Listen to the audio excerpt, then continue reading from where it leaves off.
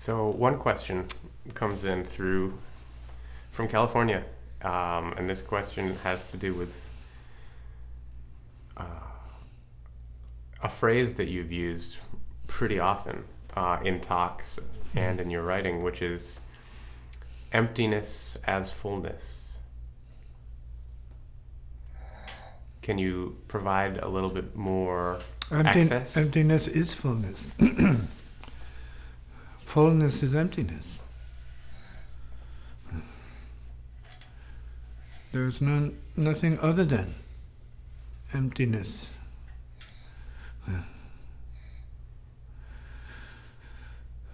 As fullness, or fullness as emptiness. And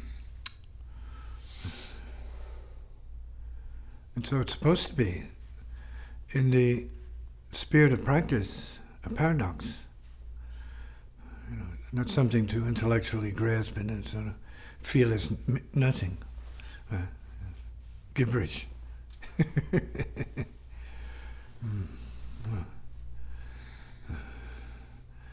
At the deeper levels of the mind, things are not what they appear to be. They have another kind of appearance. Fullness may not mean big, huge, monstrous. Emptiness may not mean small, insignificant loss.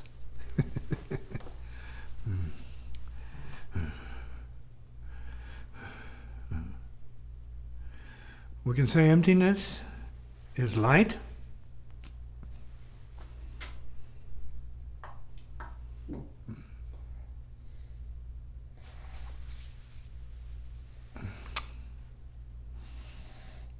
We can say that fullness is peace.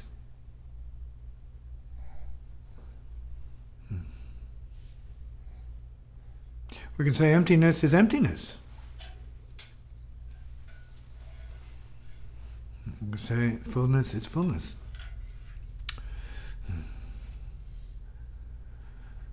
We can say emptiness is fullness and emptiness is no fullness.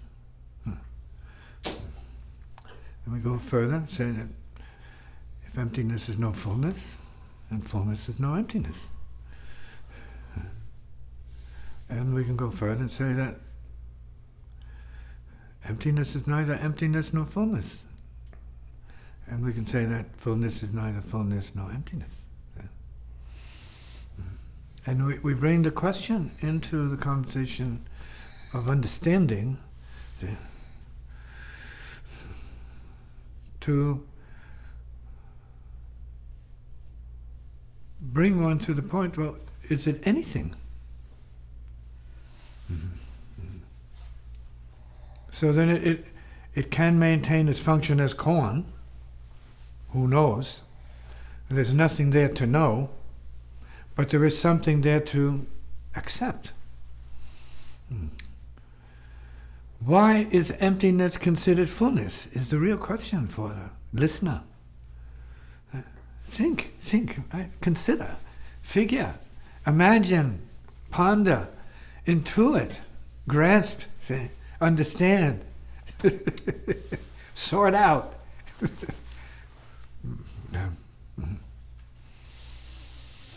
These are concepts relating what? To the unfolding mind.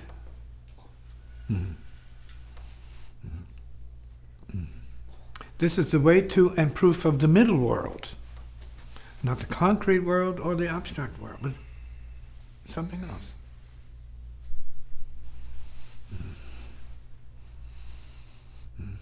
So when emptiness is no emptiness, it is emptiness. When fullness is no fullness, it is indeed fullness.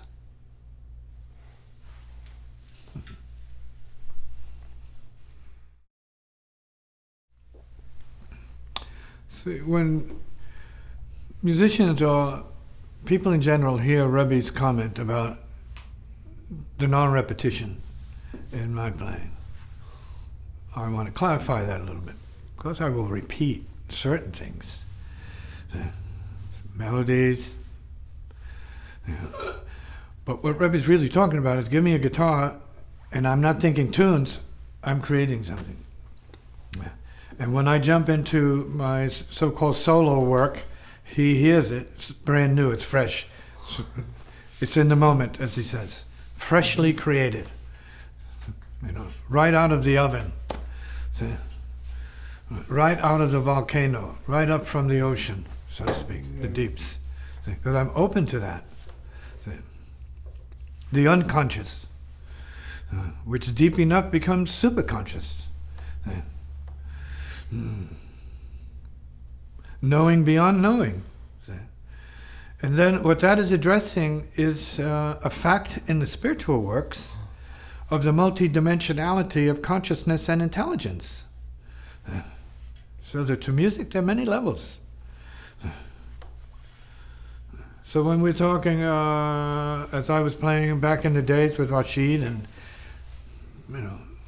or Elvin, or Pharaoh, some of the cats, or even McCoy Tyner, however brief that was, there's this multi-layering and exposing the multi-layers of what it is. We have to call it in general creative playing. They're creative playing. But when it's happening from a deeper level of non-conscious superconsciousness, then it's very deep playing.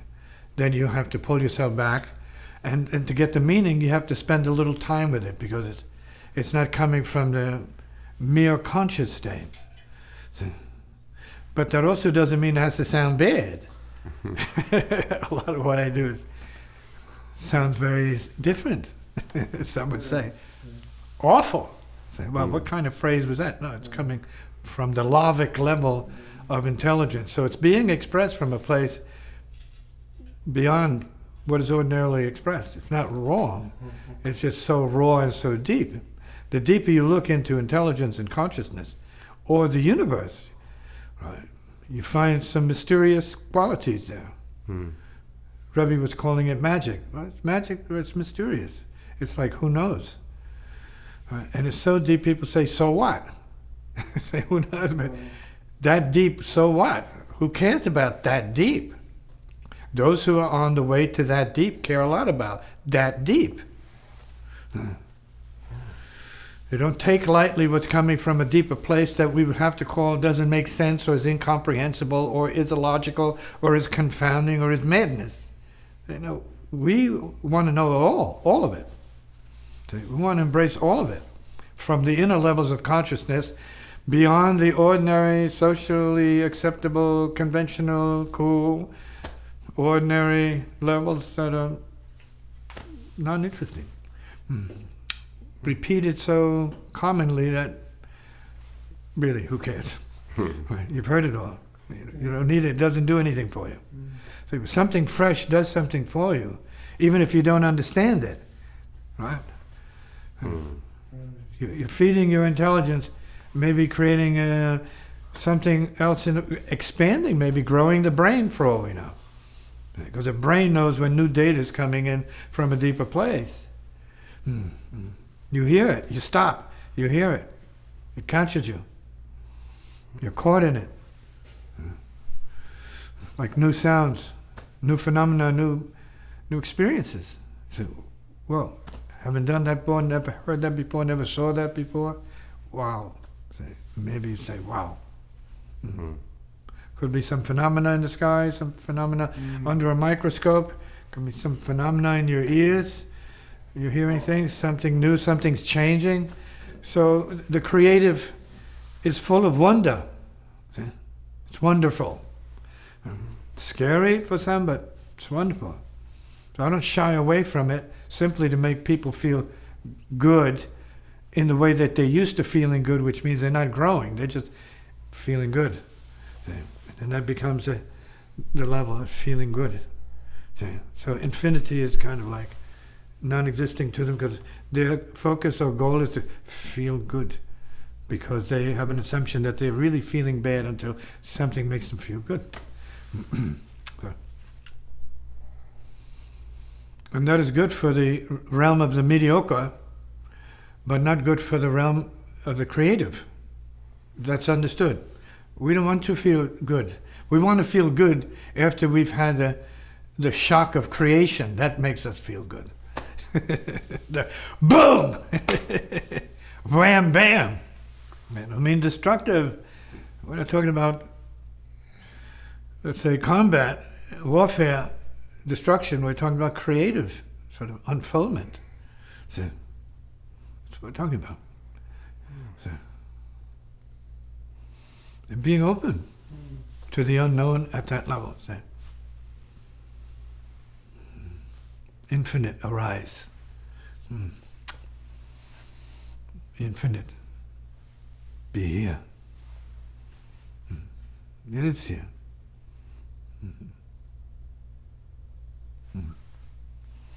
And music, which is all about structure, so you hear it, you know what it is, like instantaneously. You know if it's familiar or not. Rebbe's profound memory enables him to know what's familiar or what's being created in the moment already. He hears it. He understands combinations of notes and melodies. And the brain does that. The memory is useful in that sense, or computers now. Put it on tape, you record everything. So I'm not sure it's good to be creative. Obviously it isn't in my case. It's just the way it is here. There's no strategy to be creative. There's no ego involved in being creative. It's a way of breathing. So that's the way it is here. It seems like, in general, if somebody considers themselves or another being to be creative, that's a positive thing. That's a thing that is culturally valued, but I think also misunderstood in terms of the depth that that can imply, and that maybe it should imply. Well, creative also involves to say, well, the person did it. But what did they do it out of memory? Then it's not creative. In my case, it's not about memory. It's not about what you know, and then you are creative. It's what you don't know, and this thing happens, and it creates itself, and then it's creative. To each their own.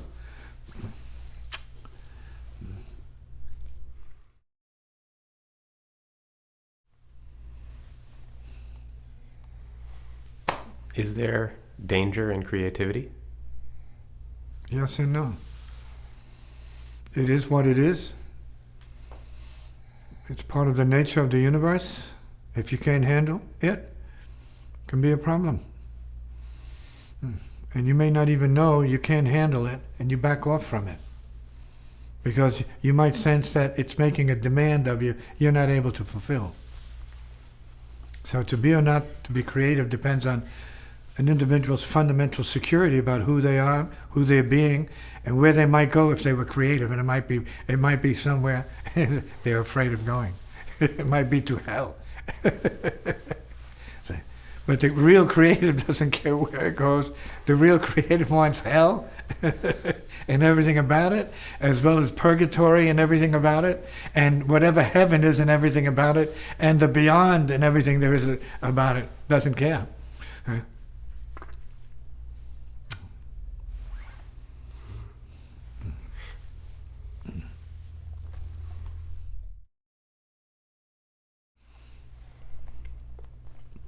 The truly creative path is the path of aloneness. Truly creative. Who's willing to be alone? To the degree that you are not willing to be alone, that diminishes anything you might say about your creativity. From this viewpoint. Not saying it's right or wrong. It's just a viewpoint. The truly creative demands aloneness. Very few are truly creative in that sense. But certain scientists and artists can only do what they do alone, and that's the way it is. But it's not really about other as compromise, which everybody wants their props. right? In a certain way. So you can have family, but you can be alone, 100% alone. So what you have to do is not about feeding off of other people necessarily, but there is a phase for that to happen when you're younger. Then after you reach a maturity relative to resonance with the Creator in you, right? Then it feeds itself. So it demands aloneness, and that means the highest integrity and the most intense relationship to the Spirit.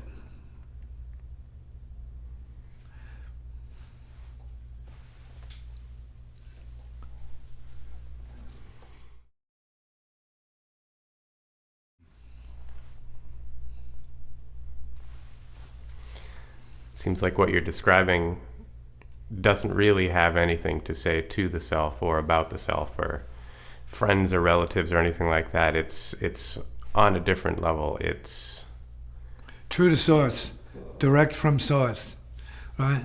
Say a direct line to the God, if you believe in such a thing. And the God is really something in your heart core. Mm-hmm. Say, right? And it's not showing up for anybody in particular. It's not showing up at all. It doesn't show up. We have to say it shows up because we recognize its presence when it is showing up. But it will have its way with you if it really does show up. Mm-hmm. And it's not because it's a controlling or dictating force. No, it's heart force. You need to find your resonance with the heart force so that your life can be made simple, direct, immediate, pure, and gone.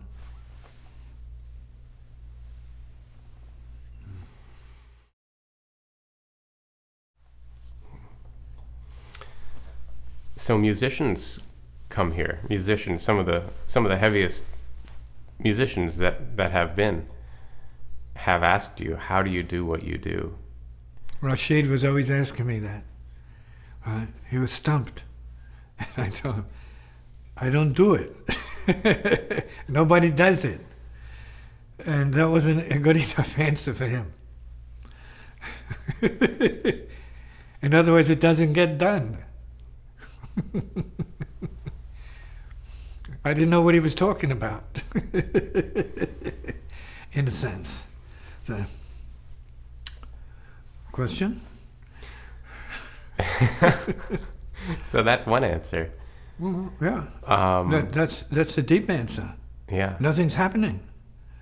So the more superficial answer relative to the individual's karma, then it may be something to say for what seems to be the source or cause for the manifestation of whatever it is. So, the lifting up of the guitar, let's say, or whatever else I might be doing. The lifting up, being animated to perform, let's say, something. So, well, it's not as it appears at all. Because it has no appearance. It's without appearance, it's without source, it's without cause and effect. But at the level of human experience, then it's playing music with others, maybe. So it has a material world function, but then as we go deeper into consciousness, that disappears. The appearance of what it is disappears. And you go to like these primordial impulses. You can go that deep if you care to. And you see that you're going deep into your consciousness and back out through the universe, which is the real source and it's coming in. Boom. See? But who knows that? Who's working from that level? Who's working from the chaos, which appears to be chaos, but it's not. It's really the cosmic manifestation of the sound of the universe that may come to a little pipeline of a mind, a musical mind, a wire. It's coming through that wire. But it's really about that coming through the wire of the mind and the emotions and their body. All have their little wiring all sort of bound together in one cord or cable, coming out. Good. Yeah.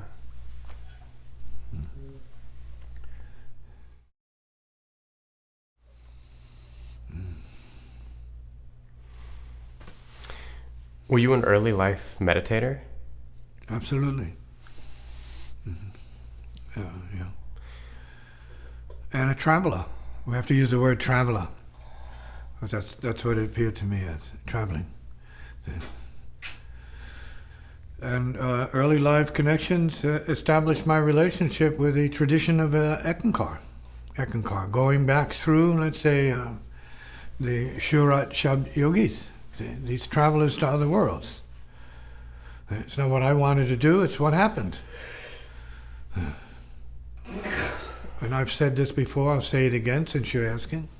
So that we can exist on other planes of consciousness simultaneously. While you're alive, while you're awake, and then in other places. 2 places, maybe more places. Depends on how your brain is set up or how your spirit is set up to reveal to you the complexity of being in more than one world at the same time. And since I come from the spiritualist mediums who are not all together here as one person in one world, the whole proposition of multiple worlds and being existing in them at the same time is ordinary. Having had that kind of, let's say, exposure and experience with the circle of the mediums, and experiencing certain things with them, like the trance mediumship and so on, trance experiences, ecstatic, let's say, moments.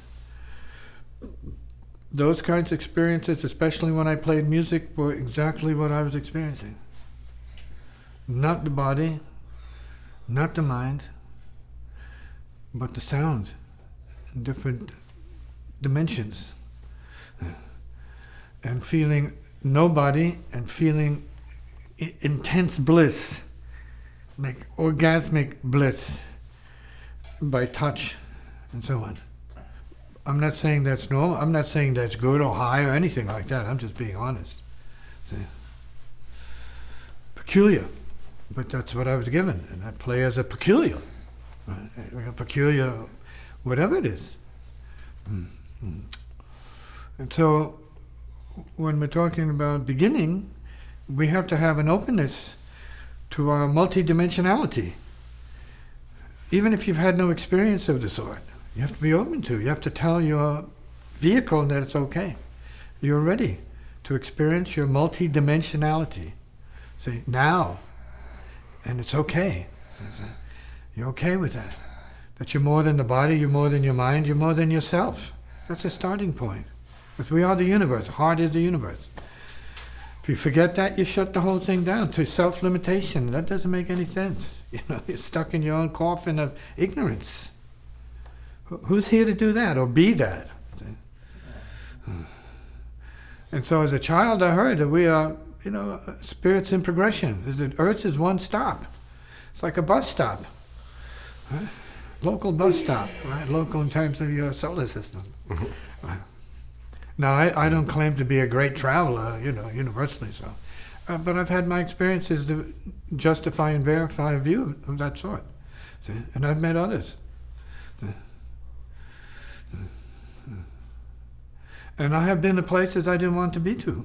I didn't want to be in. But I got used to it. I got used to it.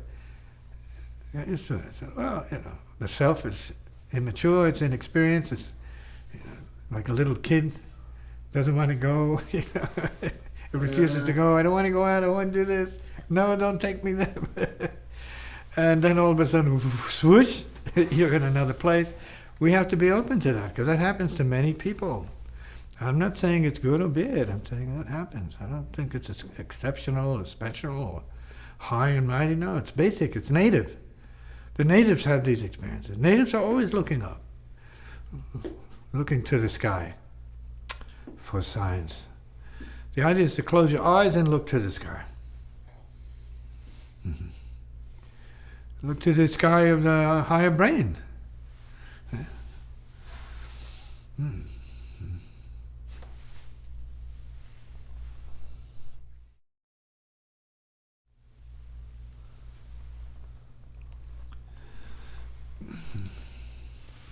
What does creativity, in the sense we're talking about it, have to do with our perception of, say, quiet or peace? Is that an access point, or is that just a concept that is of no use? You can rephrase that, maybe make it clearer. Does peace or does quiet represent an access point? Peace is creativity.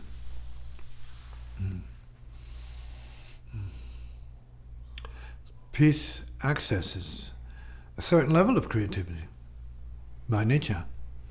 So there's peaceful creativity, and that's what we're talking about when referring to a certain kind of higher creative process where there's nothing and no one. So peaceful is quiet. But people can't afford to do that until they are evolved enough to be at that stage where their peacefulness and quietness is actually like a storm of creation.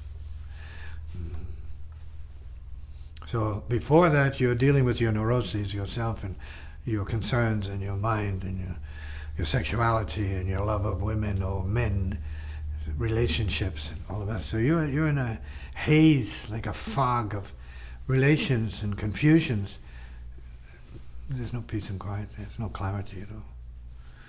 Then when you have a little of that, that's the accomplishment. It's like seemingly the few moments of neutralizing your neuroses, your anxieties and your suffering.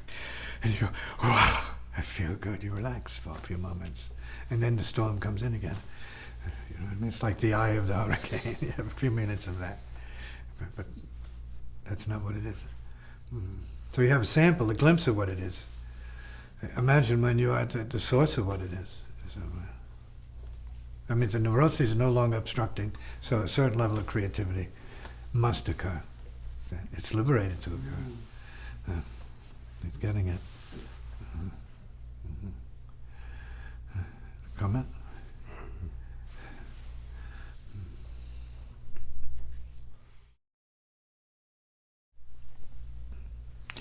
Now, many people use the word spirituality as something other than materiality. As something other than the world, let's say. Like, in other words, like an absence of things, so people look down on spirituality. So, yeah. The guy's broke. He's a bum. Like Mahatma Gandhi, a hermit, so to speak. That's the appearance of that. The withoutness or the absence is not spirituality. Spirituality is ferocious creativity. That's what it is. That's what I mean by spirituality. It's creativity, intense creativity. Whether you're wearing a suit, whether you're wearing a little joti or guti or whatever, whatever you're wearing, right? Sandals, a little skirt or whatever. It doesn't matter. It's a state of mind. A state of mind relative to the creative process. Purification. Now we're talking about purificational intensity that causes transformation, refinement.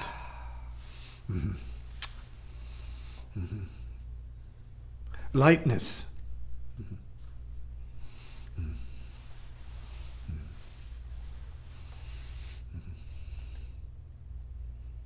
Then we're talking about the spirituality, which means immateriality, or we mean no obstructions, just clear channel. Spirituality. At whatever level of karma the person's at, clear channel. Get it, peeps. It's very simple. Comment.